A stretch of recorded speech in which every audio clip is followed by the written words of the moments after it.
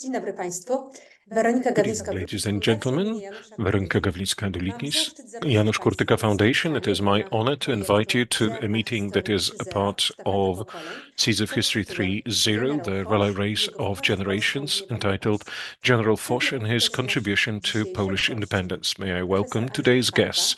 We have with us profesor Professor Andrzej emerytowany Chwalba, Professor pracownik of naukowy History, Instytutu Historii Professor Uniwersytetu Emeritus of Jagiellońskiego, Institute of History of the wybitny Jagiellonian znawca University in XIX i Kraków, XX an wieku, expert, przede wszystkim excellent historii expert in the 19th społecznej, and 20th kulturowej i centuries politycznej history, relacji mostly social, but also polsko-rosyjskich w cultural dziejach and Krakowa political i Uniwersytetu Polish-Russian Jagiellońskiego. relations in the history Członek of the Jagiellonian 12 rad naukowych, University and instytucji Kraków, społecznych i member of kulturalnych, multiple rad muzealnych scientific krajowych i councils, zagranicznych. multiple Laureat museum Nagrody councils in imienia Poland and Janusza abroad, Kurtyki w drugiej edycji recipient konkursu za of the książkę Janusz Wielka wojna Kurtyka Polaków competition for the book Great War of 1914-1918. Poles Praca 20, została przetłumaczona na języki angielski i język niemiecki. 1914-1918. The Dobry book wieczór, was panie translated into profesorze. English and German. Good evening, Professor. Good evening, ladies and gentlemen. Good evening, Dr Damian Madam. Bębnowski, Dr. wiceprezes Damian Fundacji imienia Bębnowski, Janusza Deputy Kurtyki President oraz of the Janusz moderator Kurtyka dzisiejszego Foundation and wydarzenia. the Dobry wieczór. moderator of the event Witam today. Good serdecznie, evening. dobry wieczór. Welcome so Projekt warmly. Good Przerwa evening. Historii 3.0 Sztafeta Pokoleń The Seeds of History finansowany jest ze środków 3.0 Kancelarii is Prezesa Rady financed Ministrów from the w funds ramach of the konkursu Polonia i Chancellery of the Polacy za President of the granicą Council of Ministers 2023. as part of Partnerem Polonia medialnym projektu są 2023 powstawy competition. Block The media Press partners oraz are British Block Post. Press and British Proszę o Post. zabranie głosu pana doktora May I Damiana now Bębnowskiego, ask Dr. wiceprezesa Damian Fundacji Bębnowski, imienia Janusza Deputy Kurtyki. President of the Foundation, Dziękuję to take the serdecznie. floor. Thank you very Szanowni Państwo, much. bardzo się cieszę, że Ladies and to gentlemen, I'm so spotkanie glad już po that raz this kolejny, to meeting spotkanie tego again, rodzaju po raz a kolejny meeting of this wpisuje type, się w nasz again projekt becomes a part of our zatytułowany project Ziarna entitled Historii, Seeds of projekt History, Fundacji imienia a Janusza project by Kurtyki w Janusz Warszawie, Kurtyka którego Foundation in celem Warsaw, jest whose goal and promowanie purpose za is granicą to dorobku polskiej promote internationally the historiografii, achievements of Polish wykorzystując historians with the potencjał use i of the potential doświadczenia and experience wspólnot polonijnych w of różnych Polonia zakątkach świata. communities in various corners of the world. Celem, Practically, praktycznym the wymiarem tego goal projektu jest bowiem of this sieciowanie project is kontaktów to wokół create a Fundacji network imienia of Janusza contacts Kurtyki, around Janusz która Kurtyka nawiązuje w ramach Foundation, tego projektu which współpracę z uses this organizacjami project polonijnymi to w Stanach work with Zjednoczonych, Wielkiej Polonia Brytanii, in the Austrii, US, Niemczech, UK, Austria, Germany, Kanadzie. and To Canada as jest well. już trzecia This is edycja, already trzecia the odsłona third round, naszego the third projektu, edition które of this prowadzimy project, od which we have run 2021 since roku, 2021, właśnie dzięki and dofinansowaniu z precisely Kancelarii thanks to the Prezesa Rady co-financing from the Ministrów. Chancellery of the President W of the Council ramach of podejmowanych Ministers. przez nas As działań, part of the nawiązujemy activities we współpracę, undertake, tak we jak launch wspominałem, cooperation, z as I have organizacjami mentioned, with polonijnymi, the dostrzegając Polonia, potencjał, the dostrzegając Polish diaspora, podmiotowość, noticing their dostrzegając i potential, their doceniając ich subjectivity, doświadczenie w and also zakresie their kontaktów experience z in różnego rodzaju contacts instytucjami with kulturowymi i various cultural społecznymi tam, institutions, gdzie te social organizacje institutions, funkcjonują wherever those w wymienionych institutions przeze mnie operate krajach in the i countries I have prosimy, aby listed. And organizacje we polonijne, also które ask wchodzą we those współpracę z naszą Polonia fundacją, organizations pomagały that nam work with our między innymi w foundation, we ask them dystrybucji to help us książek, które wydajemy. distribute the books A that wydajemy we publish. książki And we bardzo publish dobre, bardzo very good cenne, books, very pokazujące precious, dorobek that polskiej show the historiografii, achievements of która Polish warsztatowo nigdy nie art traktowała of poziomu history, światowego which czy has always been at the dogłębnego world poziomu level zachodniego, który or nadaje ton Western level współczesnej that uh, historiografii. I są to provides the tune książki for the contemporary najczęściej historiography. wycenione w And konkursie o these nagrodę are imienia usually the Janusza books Kurtyki, that które won the prize of corocznie Janusz Kurtyka fundacja Foundation, which organizuje. our foundation Formą nagrody organizes jest bowiem annually. przetłumaczenie For the najlepszej książki prize is the historycznej, wydającej w translation of the angielski, best język history niemiecki, book into wydanie jej za English and granicą we German and współpracy z publishing it cenionym abroad naukowym in wydawnictwem cooperation na with Zachodzie a i właśnie recognized West dystrybucja w European różnych publisher, ośrodkach and then its intelektualnych distribution in Zachodu. I do various tego działania intellectual centers in the West. zapraszamy między For innymi that, we invite, among organizacje wymienione others, w ramach the projektu organizations of the Polish diaspora of the Polonia as part of the Seeds of History. Additionally, to our winners, and our guest today, Professor Andrzej Chwalba, is one of the winners of this prize. Professor, may I thank you for accepting our invitation again, accepting it. This invitation to deliver a paper on a subject we propose. To our winners and also to other lecturers, we offer meetings that are co-organized with organizations of the Polonia with which we have launched cooperation.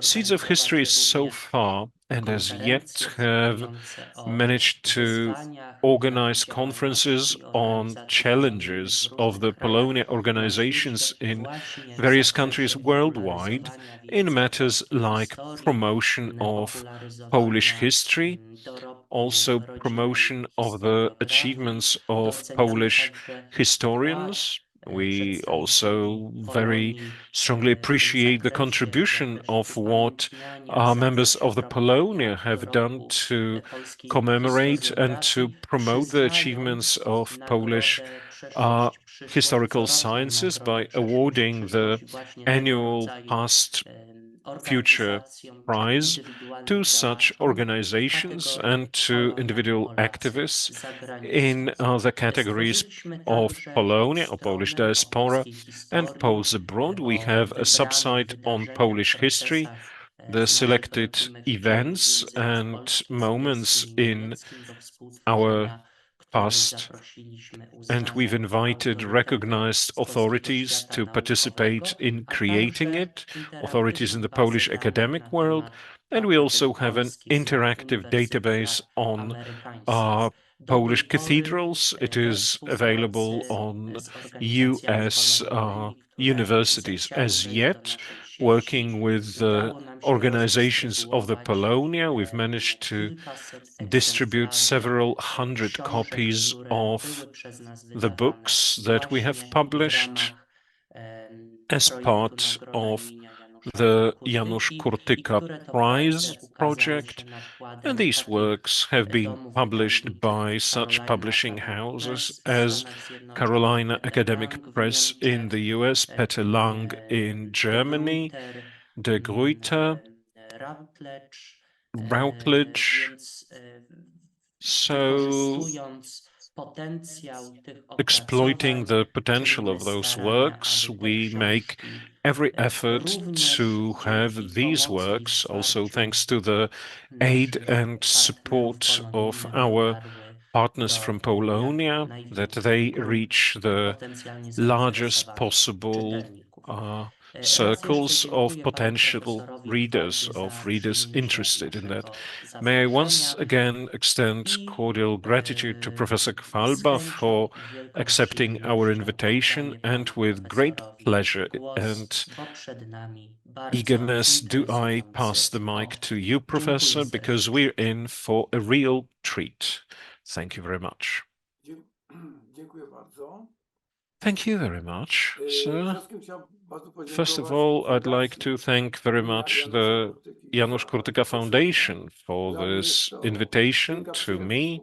It is a great pleasure to be cooperating for quite a long time by now, and it's definitely an honor because the foundation is one of the leading institutions in Poland that support the building of the image of Poland in the world, Polish historiography that has laid certain services that is perceived by the English-speaking academic world, but also by the academics from the Far East. So I also hope that through the foundation, there will be more lectures that will be addressed to the world, to America, to different countries. The subject today is very interesting because Ferdinand Foch is a figure that's been slightly forgotten, not only in Poland, but throughout Europe, and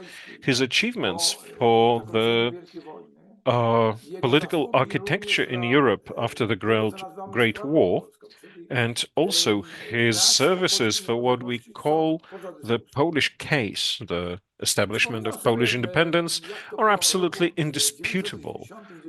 After 1989, I got 2 phone calls from Kraków journalists with a request. What did it result from?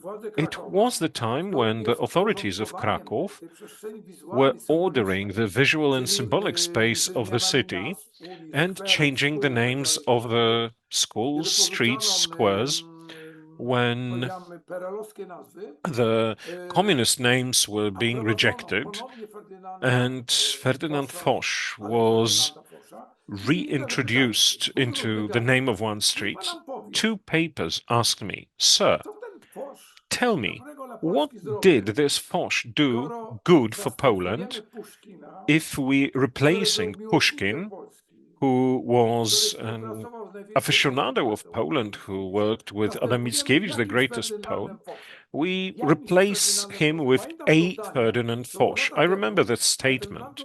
It was years ago. It really struck me, this lack of knowledge among journalists. I'd say they were not the youngest. These were not kids of 20. They were journalists who were developed in the communist Poland, and they knew that Pushkin was a great friend of Poles, which was not necessarily true, but they knew nothing or nothing sensible about Marshal Foch. Luckily, I gave them information. Whether they were happy, I don't know, but definitely they published what I said. I don't know how it was in different cities with bringing back the memory, because returning a name, the name of Foch in this case, to the Polish symbolic space, this Polish cultural visual landscape, it certainly resulted in the need to become familiar with a person. As we're talking about Ferdinand Foch, let's first say a few things about him as a figure. He was believed to be the key figure in the Allied armies fighting against the countries of the Axis, and he was considered the main architect of the victory of the Allied forces against the Central States, notably the Second Reich.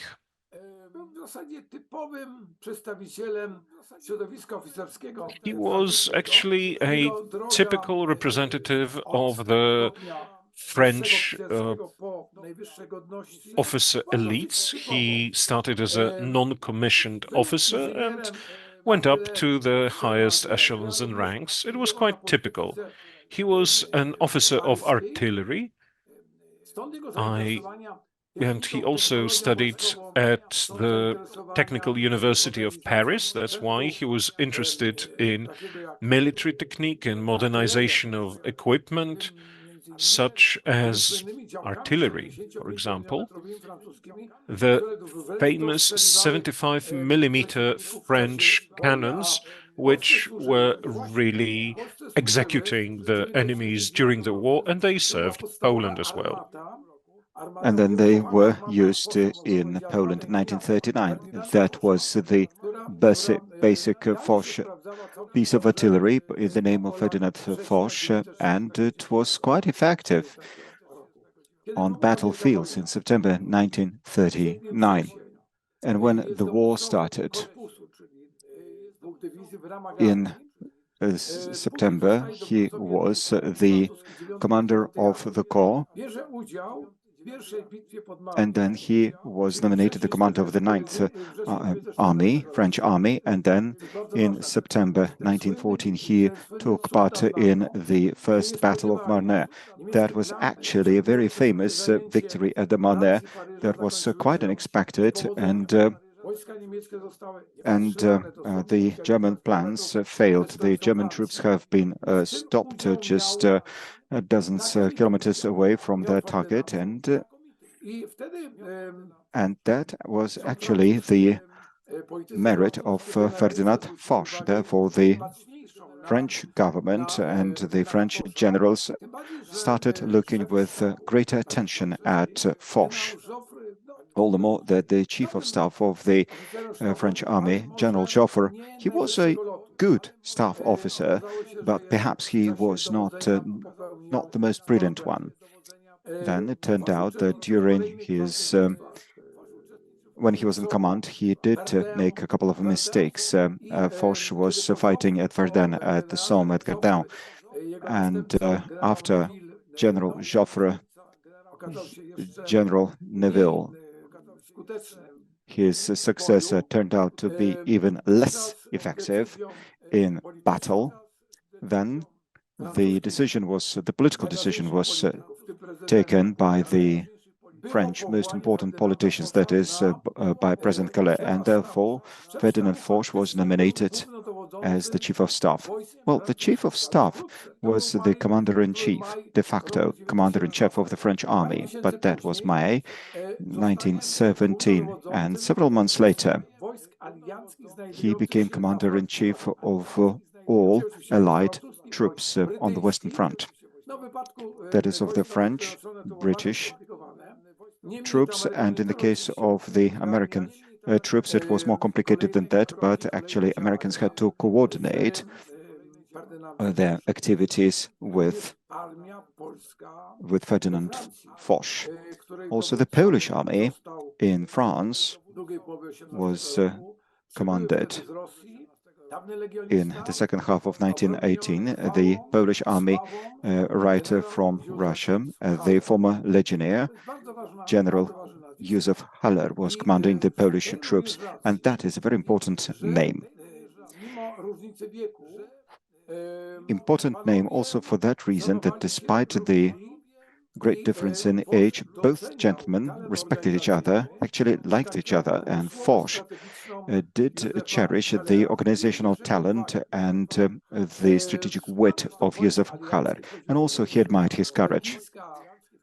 As far as the Allied troops are concerned, there was the Portuguese army, the Belgian army, and some detachments that were seconded. Also, even some Brazilian detachments joined the Allied forces, and those were rather symbolic detachments. However, all of them were commanded by General Foch. General Foch, which means that the Polish army by Haller, although it was the Polish army, it was operating under the French command, but also its operations after World War I were coordinated between Haller and Foch. It was not like that Józef Piłsudski, as the head of state, was calling General Haller and saying, "Listen, dear Józef," because they were calling each other by their first name. I would say they were really good pals at the time. And he wouldn't say that just get the soldiers back to the train, go back to Poland, Poland needs it. No, no. He had to coordinate that with the French commander. Initially, it was expected that the Haller army will indeed be transported to Poland. And that was in April 1919, 67,000 troops, really well-equipped and well-trained soldiers. That was actually the best army formation, Polish army formation. But that agreement of the Allies, that agreement with the government in Poland, with the government in Warsaw, with the agreement with Piłsudski, assumed that Haller would be fighting against the Bolsheviks only. Well, it happened in a different way, because Haller's army also fought against the army of the Ukrainian Republic in the territory of the former Galicia. That also caused some tensions, and those tensions were managed both in London and in Paris by General Ferdinand Foch. Later, Ferdinand Foch was nominated the Marshal of France. He was nominated the Marshal of France. That is a very rare distinction. It's not like in the Soviet Russia that any army general, almost any army general, was nominated marshal. In case of France, it's quite an exception. Becoming a marshal of France is a sign of recognition of the Allied countries and of the French. It was paying tribute to his organizational skills. It's also paying tribute to his capacity of being in good contact with the soldiers. It's also a tribute to his good negotiation skills. So Ferdinand Foch is usually associated with this famous picture of the railway car to the sidetrack in a forest, not far from Compiègne, not far from Compiègne. Compiègne was the place where the Great War ended. Definitely the Germans were recognized as those who were defeated. And that was in the office in that military railway car. This is where the Germans agreed to the capitulation, not a non-conditional capitulation yet, but this is how the armistice started. The armistice, in fact, was the act of unconditional capitulation. This is when the Germans accepted the conditions dictated by Ferdinand Foch. Obviously, that was not only his political decision and it was not only his will. The content of the document that was presented to the Germans for their acceptance, it was the result of a negotiation between the American, British, French generals with the participation of President Wilson. Some of his points, well, actually his points formed the basis for the negotiations on the armistice in negotiations with the Germans. And this is what happened. The Germans didn't have any way out. Their army was in disarray. Therefore, they accepted the dictate of the Allied forces. And now, in the territory of Poland, the Great Poland Uprising started. That was successful initially. We should remember that was at Christmas 1918 when Poznań saw the arrival of the greatest pianist the greatest pianist in the history of Poland. As far as his pianist skills are concerned, Ignacy Paderewski came to Poznań, and this is when the uprising started. The Greater Polish Army was established that was headed by Józef Dowbor-Pusznicki, a friend of Haller. Earlier on, he was the commander of the First Polish Corps in Russia. A really outstanding general, a good organizer, but it turned out that after the first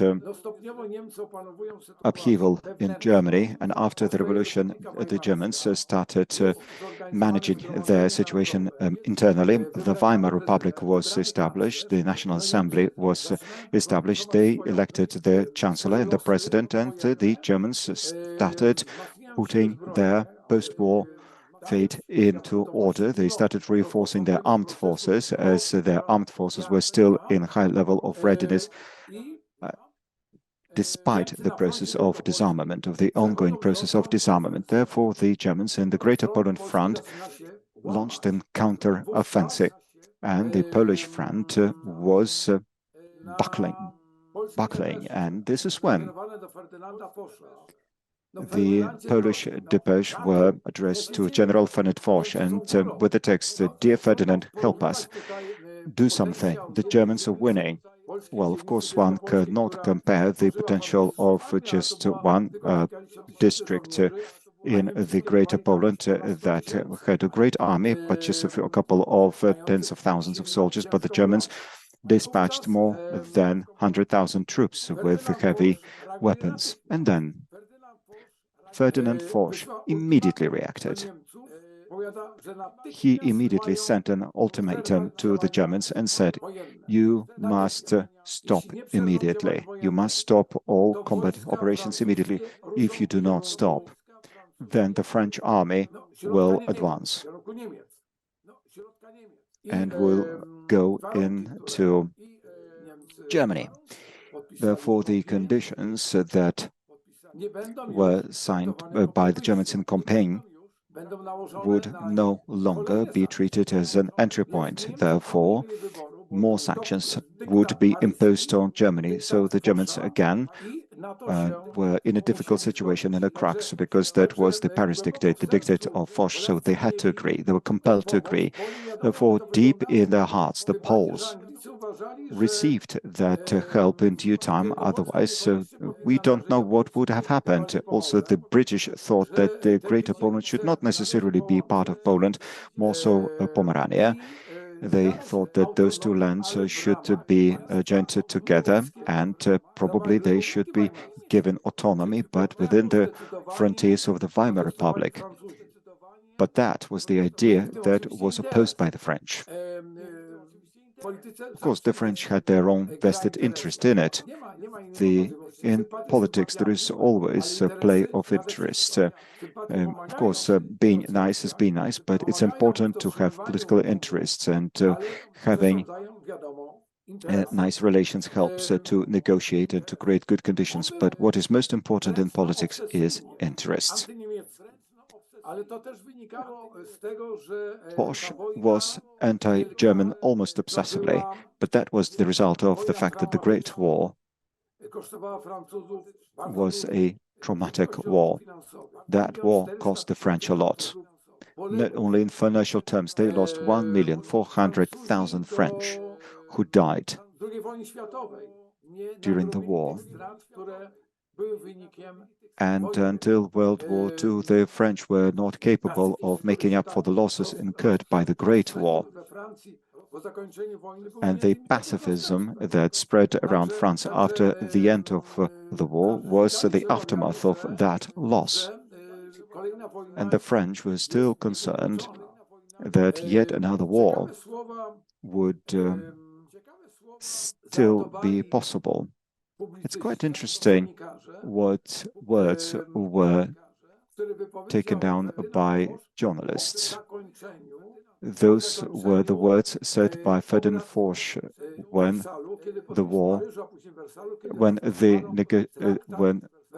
negotiations in Versailles were finished, when the Treaty of Versailles was being signed. He said, "This is not peace. It is an armistice for 20 years."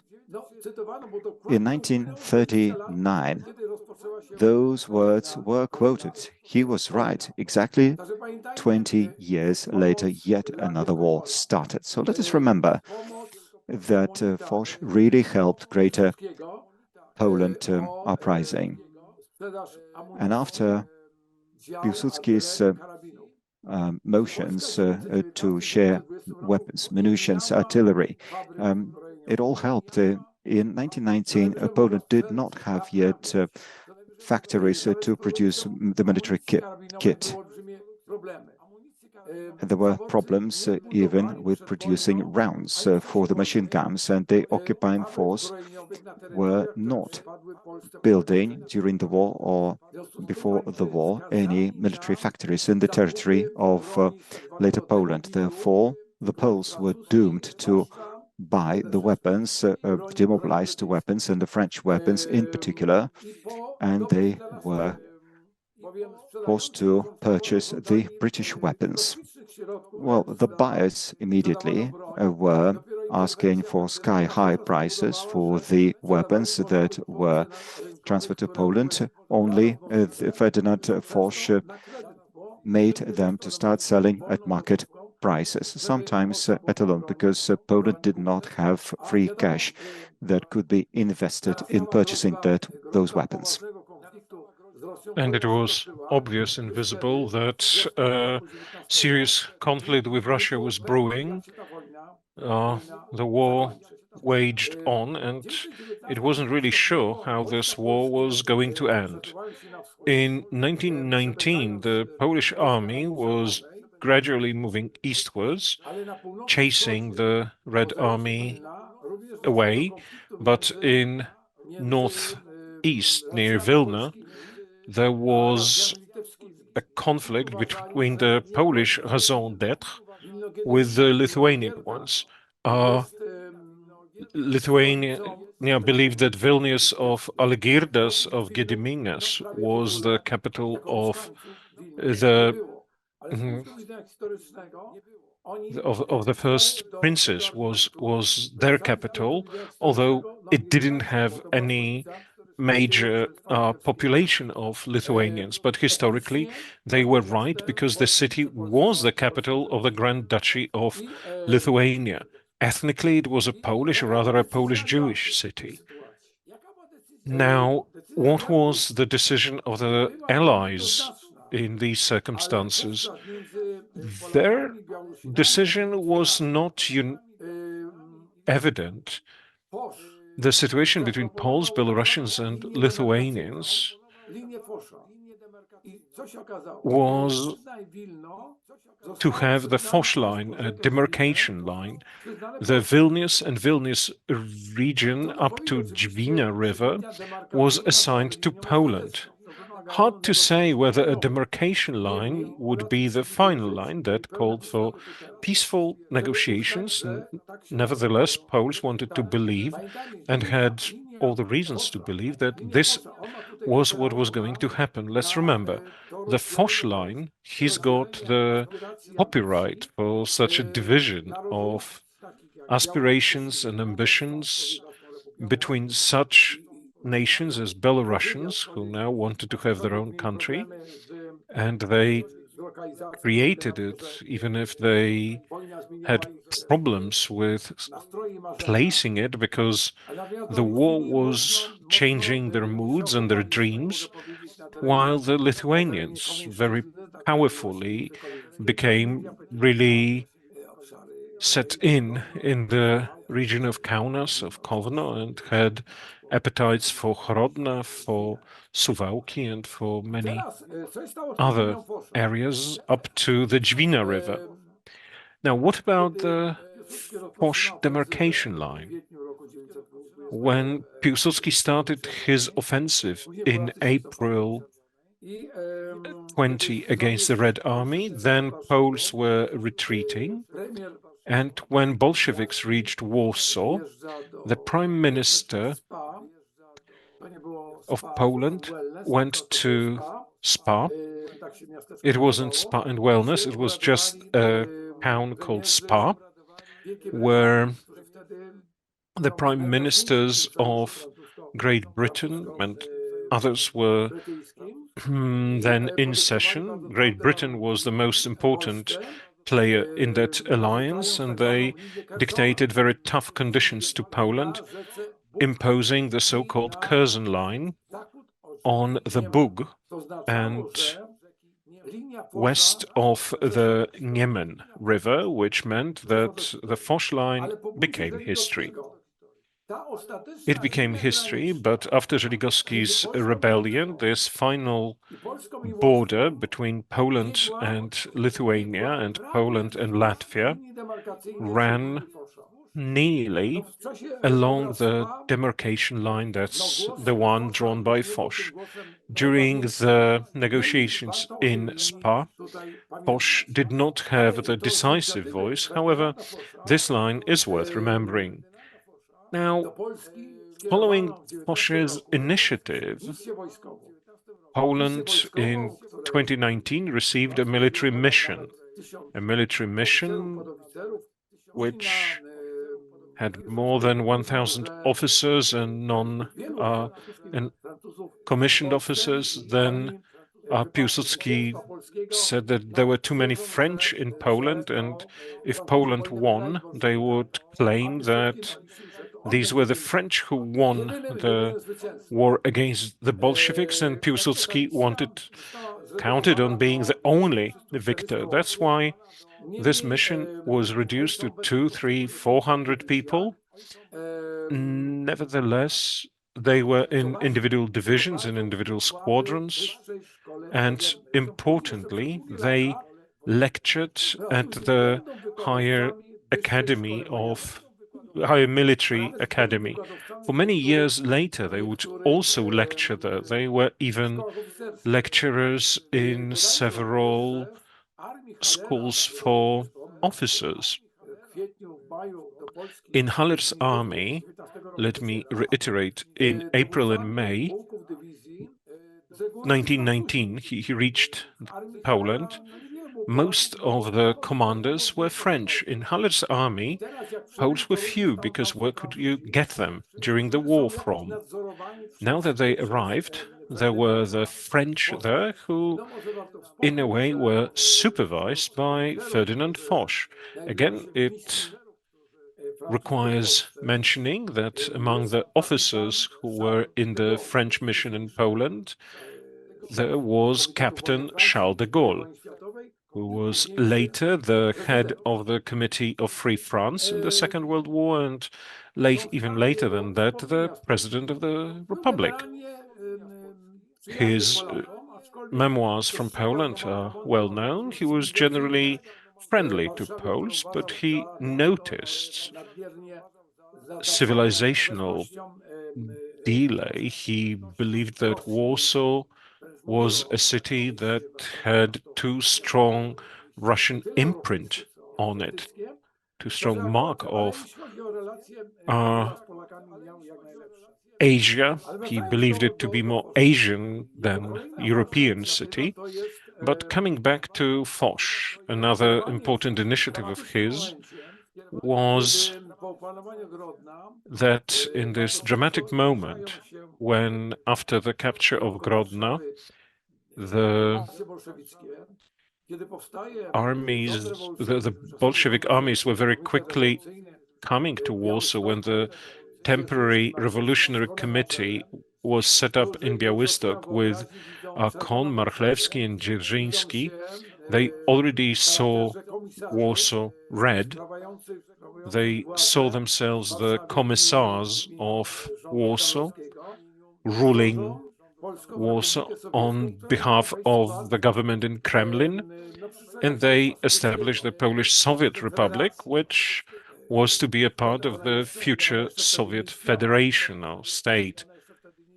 At the time, it didn't yet exist, by the way. And he sends a very important French general, the head of staff, General Maxime Weygand, was an eminent French general, and Foch trusted Weygand. However, Weygand was there for a very short time, and he couldn't really read this war. He looked at the Polish Bolshevik War from the perspective of his experiences in the Western Front, so a trench war, position war. Polish armies couldn't really afford a trench war, the more so as the Bolshevik army was progressing fast, was moving on fast, and cavalry reached even Płock and Włocławek, the northwest of Warsaw. The situation was really dramatic. So participation of Weygand himself in the Battle of Warsaw was practically immaterial. Nevertheless, Western journalists, Americans, French, also Germans, would comment the battle and said that it was Maxime Weygand who was the victor. It's not Piłsudski who's mentioned in the books and articles, various texts or radio stories. It was Weygand who honestly said that it was Piłsudski who was the winner, and that it was the Polish army who had such a concept for battle, and that they are the winners, not me. My role was modest. They didn't want to believe that A. Piłsudski, who never completed any military academy, could have conducted such a marvelous and well-designed and perfectly well-executed operation. This was only when Poland was being built, so there was no trust for some creation that was only there in the making, the more so as the German propaganda at the time in 19 and 20 called Poland a seasonal, short-lived creature. Now, referring to Marshal Foch, it's worth remembering that he also supported the Polish effort to regain Silesia.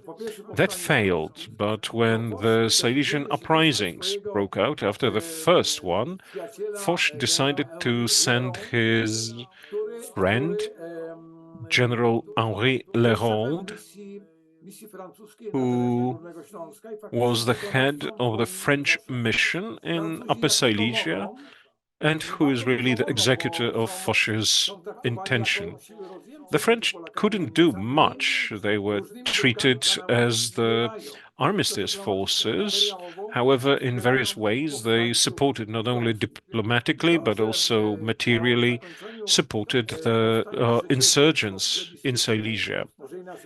The fact that after the plebiscite and the third insurgency, that part of Upper Silesia came to Poland, most of the industrial lands, was also significantly influenced by Ferdinand Foch himself. That is the reason why many Polish universities believed it to be a great honor if Ferdinand Foch received their honorary doctorates. It started, there was a whole series, there were plenty of such universities, those who had the right to award it. The first was the Technical University of Lvov, or Lviv. Remember, he was an engineer. So back in 2018, it was them, then the Jagiellonian University, then other universities. In 23, the Polish Parliament, to the motion from the Polish government, the Minister for Military Affairs was an eminent legionary and strategist, General Kazimierz Sosnkowski, passed a motion to award General Foch with a Frenchman would say Monsieur Foch, we say Fochowi. We in Polish have declension of nouns, so he became the marshal, and that was the first and the only foreign officer in the history of Poland between the two world wars who received such an honor. This proves what great respect, if not love, he enjoyed in the interwar Poland, and how very much he was appreciated for the role he played during the most important events in 17 and 18, when Poland was getting ready to become a part of Europe, to regain its independence, and then how he helped to protect the Polish borders later until even 1920. However, before Ferdinand Foch arrives in Poland, let us remember that already at the time he was the Marshal of France. In 19, he also received this honor from the British Parliament to the motion of the British government, awarded him with the title of a Marshal of the United Kingdom. So before he had arrived to Poland, he had been conferred with this title in France and Britain. So actually that's the only person in the 20th century Europe who was conferred with the title of the Marshal by the three victorious states in the Great War. But before that happened, Before that happened, let us think about the visit of the head of state, of the former head of state, after the elections, once the president was another president, so the former head of country, but head of state, but the most important person in France paid a visit, and that was the result of the fact that Poland and France entered into a political and military alliance. So Piłsudski was received in Paris, in France, with the greatest honors. And he made a beautiful gesture as he was welcoming with Ferdinand Foch, as he was preparing to give a speech. He took off from his own military uniform the Virtuti Militari order and pinned it to the military uniform of Ferdinand Foch. He did it himself. He took Virtuti Militari off his own chest and gave it to Ferdinand Foch. Unprecedented gesture that caused immense enthusiasm in France. And as they were writing about the visit about Piłsudski, they were writing about that gesture, about Virtuti Militari. Actually, a cinema was a movie was done about that. And after the visit and after the lecture at the military academy, Saint-Cyr in Paris, on his way back, Piłsudski already knew that Ferdinand Foch was conferred the title of the Marshal of Poland. In May, Foch went to Poland so as to receive the baton of the Marshal. His train, that was the beginning of May, that was on the 1st or the 2nd of May, he entered the Dziedzic station in Silesia, that was the frontier of the Prussian Silesia and Poland, and that baton was given to him by General Sąskowski, whom I mentioned before, and is usually the case in such ceremonies. The gentleman went to Warsaw, as the most important ceremonies and meetings were taking place in Warsaw. None of the meals eaten by Foch were in private. All of those were official dinners, breakfasts, and luncheons with speeches, many meetings. He also read lectures. He received the pride of the Polish army, and he was holding military and political talks about Polish-French cooperation on the topic of a possible conflict when Germany would be in conflict with both Western and Eastern neighbors. That is, should Germany be in conflict with France, Poland, or Czechoslovakia? Already then,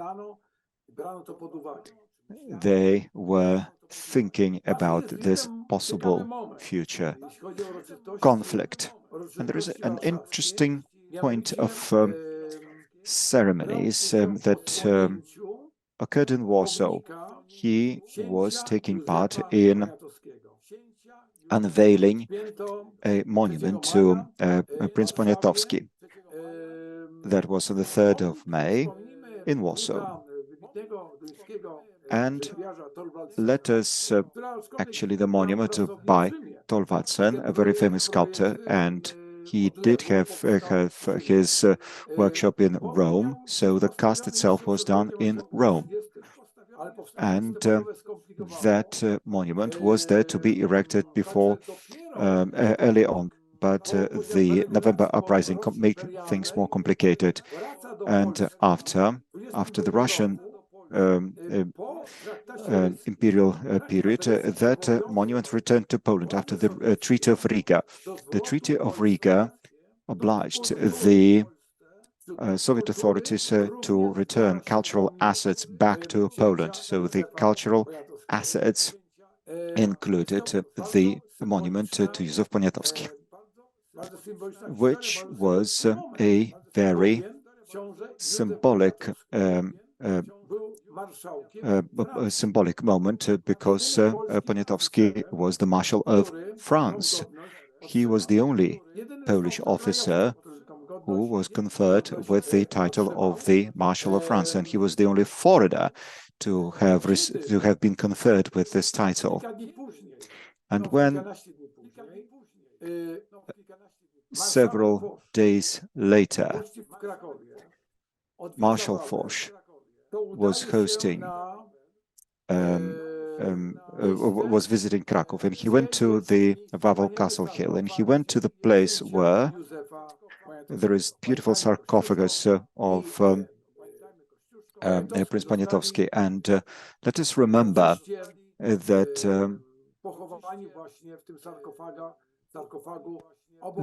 we know that he was buried in that sarcophagus next to Polish kings at the Wawel Cathedral. This is where Foch stopped by. He laid flowers, and this is where he spoke to the Polish officers. That was a very long journey, because later on he traveled around a number of Polish cities and towns. He was conferred the title of Dr. Honoris Causa. Then he went to Lwów, and then he went to Kraków. And there in Kraków, he received the title of Dr. Honoris Causa that had been conferred upon him earlier on in 1918.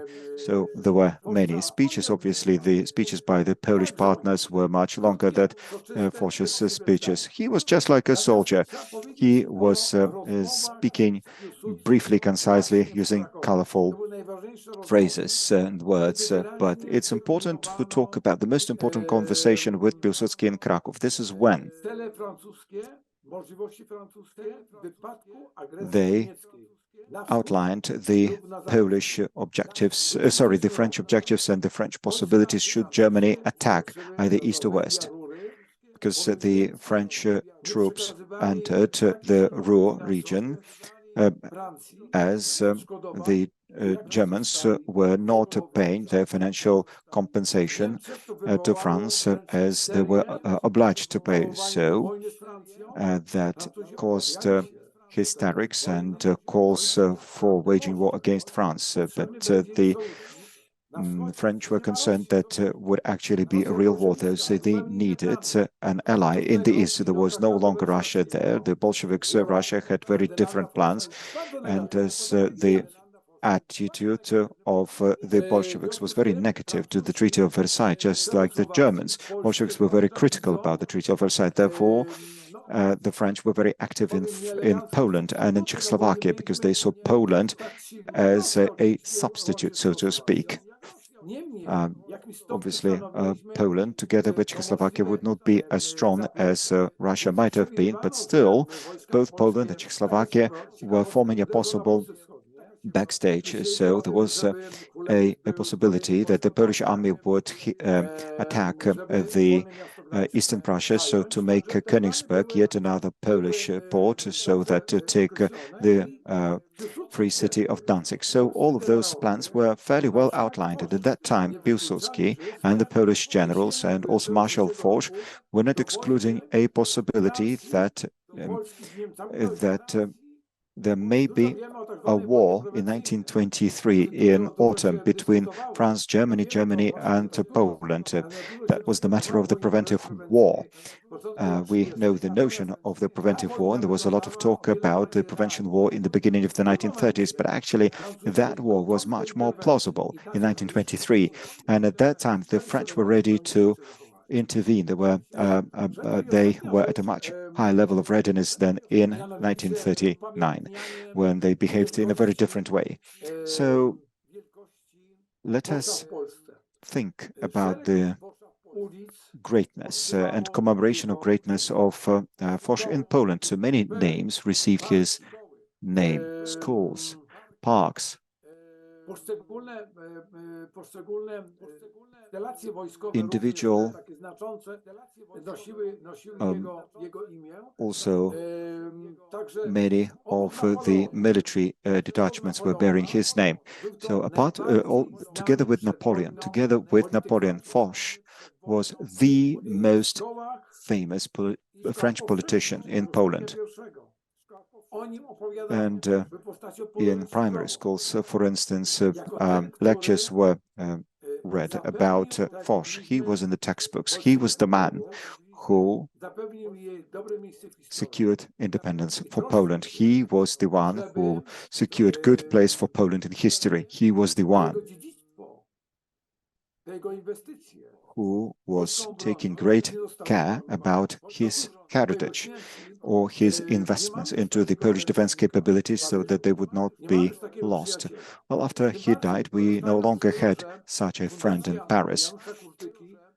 All the more so, availing of the opportunity that the Janusz Kurtyka Foundation thought of commemorating this person that is worth remembering. The Poles have this trait. We want to remember, we must remember about those who made us important members of the European community after the end of the Great War. Thank you very much. Thank you very much, Professor, for this very interesting lecture. You have touched upon a number of very interesting topics that refer both to the life of General Foch and his links with Poland, all the more official, political and diplomatic at times ties with Poland, but also thank you for speaking about less formal ties with Poland, and also thank you for mentioning different forms of commemorating Marshal Foch and the way the Poles were expressing their gratitude to the Marshal for supporting the Polish cause in such a clear and unambiguous fashion, honoring him. We know that he was honored by Marshal Piłsudski by this direct gesture when he took his Virtuti Militari Cross and presented it to Marshal Foch when he was visiting France, or more official commemorations that were mentioned by Professor when the French friend of Poland was receiving the titles of Doctor Honoris Causa in Kraków, Warsaw, Lwów, and Poznań. Professor, we would like, with your indulgence, to ask you a couple of questions.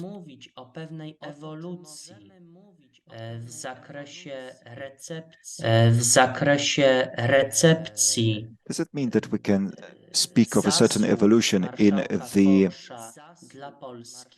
perception of merits of Marshal Foch for Poland in different periods of our history, in our difficult history of the 20th century? As we know, our history has been marked with a number of qualitative changes as far as historical policy is concerned, as we have witnessed shifting of accents. There was a certain set of accents in the interwar period, but then it changed after the war, and also again those accents shifted in the times of the Third Polish Republic. So did the communists try to somehow push the merits of General Foch into the shadow? Could we trace what the communists were trying to do with memory about him so as to diminish the contribution of the French in regaining independence?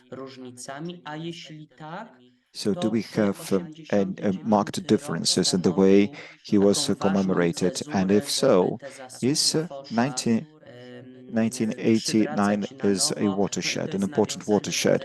Is this the time when we have a new period of commemorating the merits of General Foch? And going back to those journalists you mentioned, so what did he actually do that Polish streets started receiving his names? Well, thank you very much. As we mentioned that in the interwar period, the Polish eagle was looking at the shield of the French, and that was the case until summer 1939.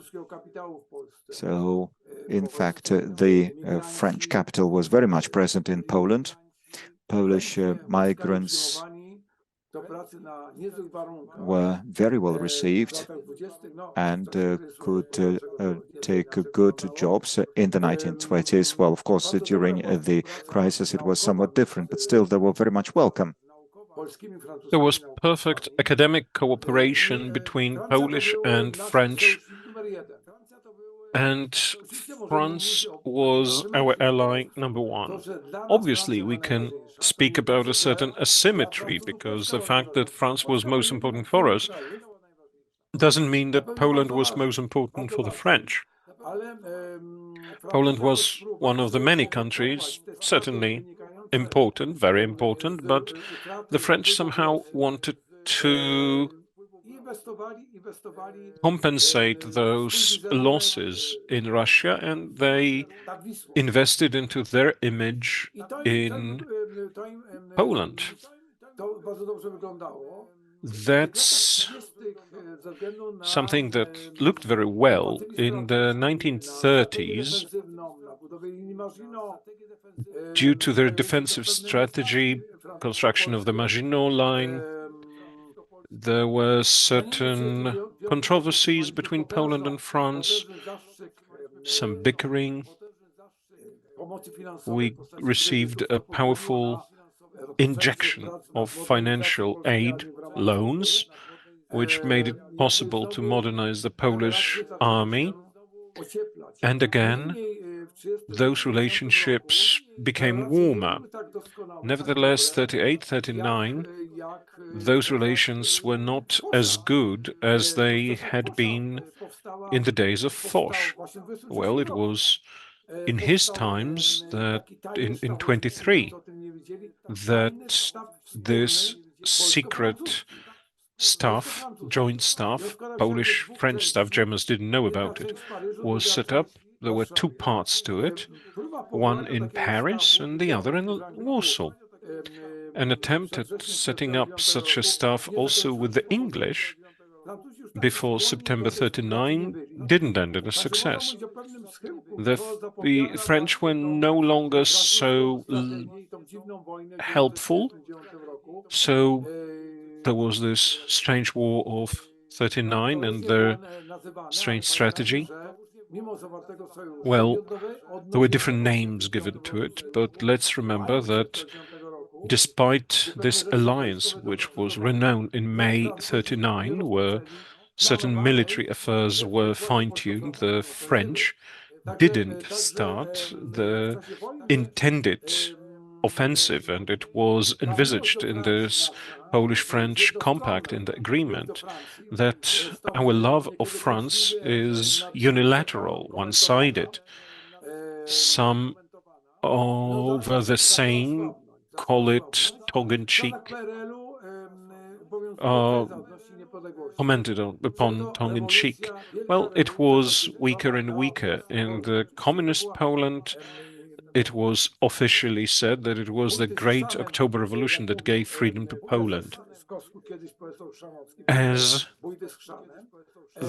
Professor Chrzanowski, the president of Civil Committee for Restoration of Kraków Heritage, said, this was claptrap or balderdash, and of course Poland was to be a part of the great Soviet Empire, nothing else than that, but that was a dogma and it was absolutely not to be challenged. All in any other initiatives and projects that conducted to the recovery of independence were marginalized or just wiped out, for which reason the name of Foch simply disappeared. They would paint over. There was the idea of Fornalska and Bierut, Stalin, Lenin, whoever was fashionable at the time. Foch was gone away. Napoleon was even removed. So they were really lost in the People's Republic. Naturally, the Eastern friends of Foch, Haller and Piłsudski, couldn't have their names. Their names were not even in dictionaries. They couldn't be positively remembered. All that was being destroyed in this huge mill of forgetting that looked first quite efficient because that wasn't in the books. There was the Treaty of Versailles, but the figure that received good press in books was Wilson, but that perhaps was the aftermath of his pacifism and of his power and of his pacifist ideas. So Woodrow Wilson was there, but his squares, his streets were also lost. Nevertheless, this 13th point of the 14th Wilson's points was retained. That's why this eradication of the Polish-French relationships, the absence of France in the history of the People's Republic due to the Iron Curtain, due to those episodes like the Jelcz-Berlier appearing, but who remembers Jelcz-Berlier, which was a very old French bus, and it didn't work well on Polish roads. And here, this French technical thought didn't show off from its best side. This was this best example of trying to make some economic links. In the days of Gierek, Poland heard some warmer words about the French also because Gierek, as previously Walloon miner, knowing French, he really appreciated this heritage of Poland and France. That was the time of particular warming of those contacts. This also was connected to a visit of de Gaulle.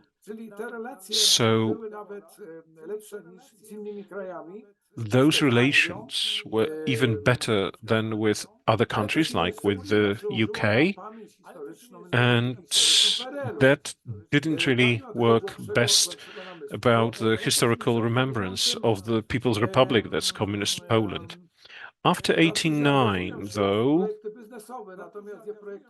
the French became involved in business projects, but not cultural projects. Some French institutes, like the one in Warsaw, were really undergoing a siege, and they were gradually disappearing, as well as the knowledge of French. The Francophones were missing because there was this invasion of English through online means, so the English language traditions, and they were really replacing the remnants, the vestiges of the French traditions, and there was no such place, and Foch didn't have such a place either. So now a good word that I have for you, for Kurtyka Foundation.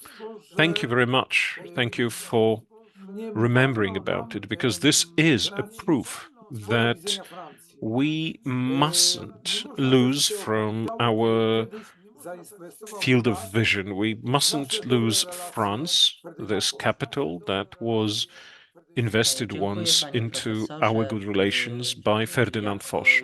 Thank you very much, Professor. As such a comment on your answer, because you've mentioned this knowledge of French which is disappearing in Poland, mostly among the intellectual elites in those academic circles. I believe that this is worth emphasizing. Until 1989, symptom of perhaps fascination is too strong a word, but major interest in France in history, in science, in education was cooperation and inspiration with the French Annales School, which also strongly contributed to the development of social. And Maria Curie Skłodowska also. Oh, yes, of course, Maria Curie as well.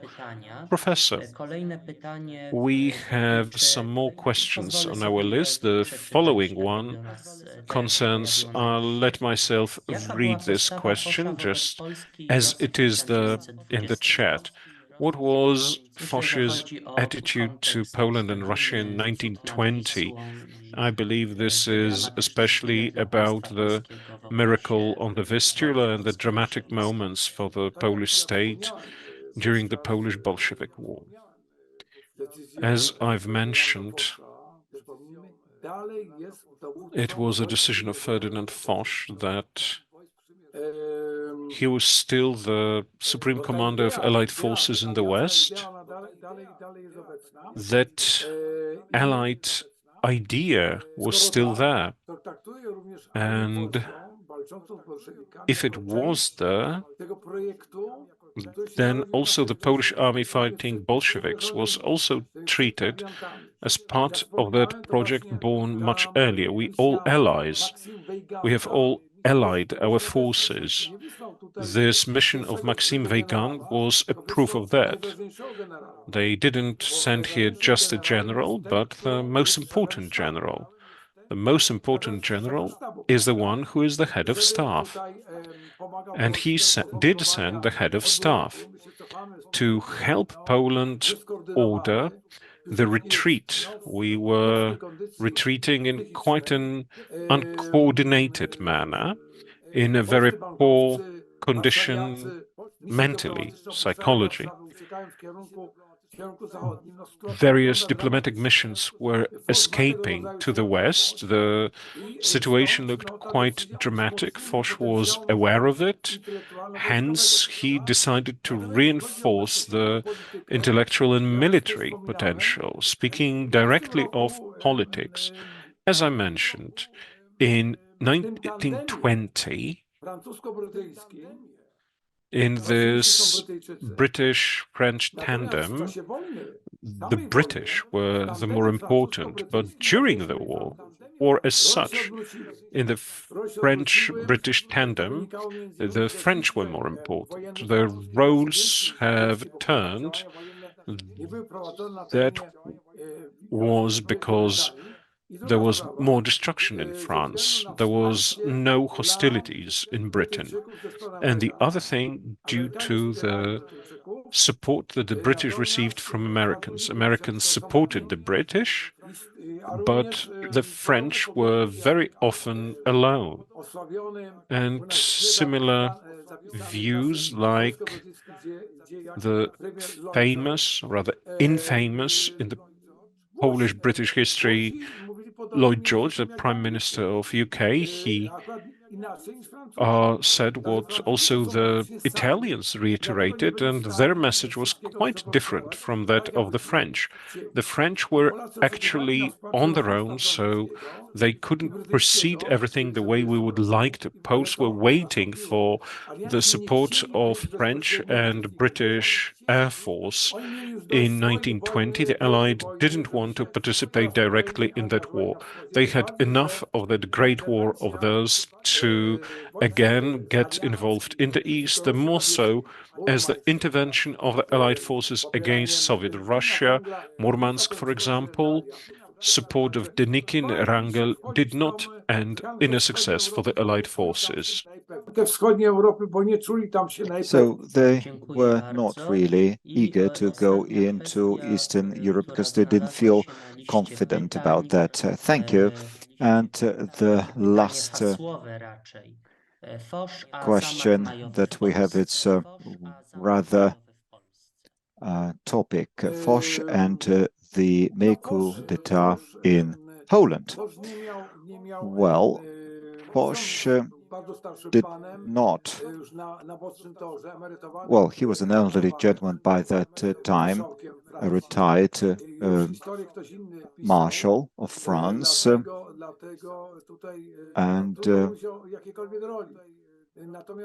someone else was writing the history then, so he didn't play any role, actually, but we know that the French were negative about the Piłsudski's activities.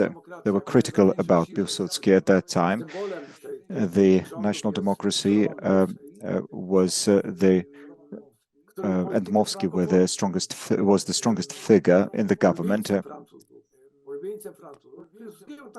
and he was very liked by the French. But Piłsudski was treated as a serious soldier who is a military partner.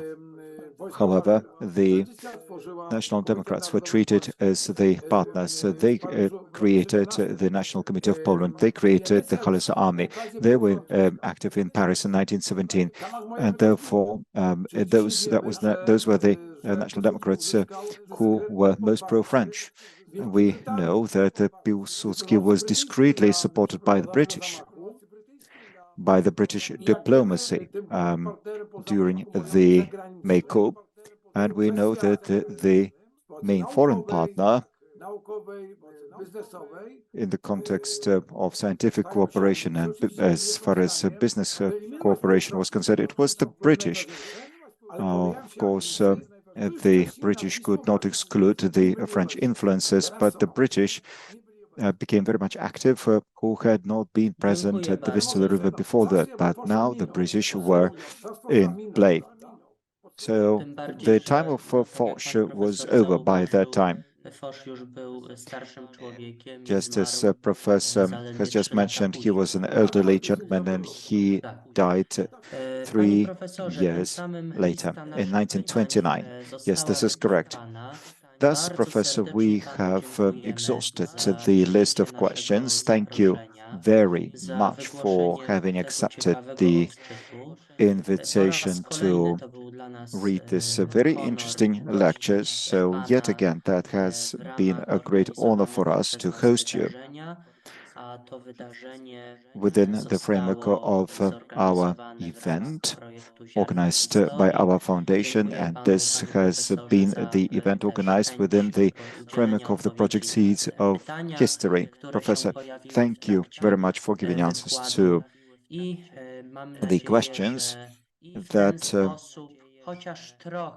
have been posted during the meeting, and this is how, at least a little bit, and at least symbolically, given the earlier formal commemoration of the merit of Foch for Poland, but this is how we have contributed by this evening, tonight, and this is how we have been able to commemorate Foch and to recall his memory. And now I would like to give the floor to Weronika Gawińska-Brulikis from the Janusz Kurtyka Foundation. Thank you very much for the participation in today's event. This has been the last meeting with a historian that we held as part of the Polish diaspora project Seeds of History 3.0, Relay of Generations. And we encourage you to listen to the lectures, which you can find on the YouTube channel of the Janusz Kurtyka Foundation and blog posts in Polish, English, and German languages. Thank you very much. Goodbye.